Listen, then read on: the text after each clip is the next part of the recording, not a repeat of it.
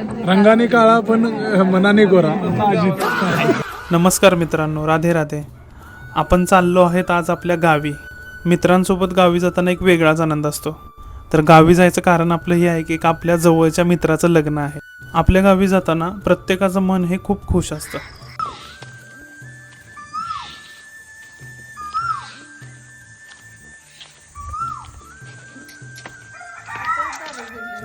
घरी पोचतोय तोपर्यंत रुबी आपलं वेलकम करायला तयारच होते. जणू तिला खेळायलाच कोणतरी सोबत पाहिजे होतं. फ्रेश होऊन आता चाललोय नवरदेवाच्या गावदेवासाठी. तर चला माझ्यासोबत गावचं लग्न एन्जॉय करा.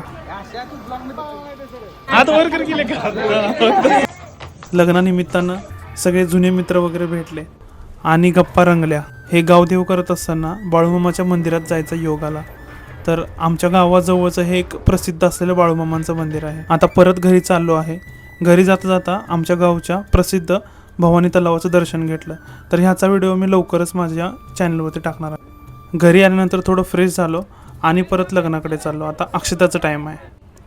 लग्नाच्या दिवशी दिवसभर पारंपरिक पद्धतीने सर्व विधी वगैरे केल्यानंतर अक्षता केल्या जातात. तर त्याच गोष्टी चालू आहेत. हे आपल्या सागर बावड्याचे लग्नाचे कपडे आणले. या लग्नाच्या निमित्तानं एक दिवसाची सुट्टी झाली. सर्व मित्र भेटले, आसपासच्या गावचे लोक भेटलेत. तर नवरदेवांची आजपासून नवीन मोहीम चालू झाली. शुभेच्छा देण्यासाठी सर्व गाव आलं होतं. रंगाने काळा पण मनाने गोरा अजित. लग्न कार्यक्रम अगदी छान पार पडला. उन्हाच्या दिवसामध्ये आभाळ आलं होतं. जणू साक्षात देवच यांना आशीर्वाद देण्यासाठी आले होते. मग आम्ही सुद्धा आशीर्वाद दिला आणि आपण चाललो आपल्या मुंबईच्या जर्नीसाठी.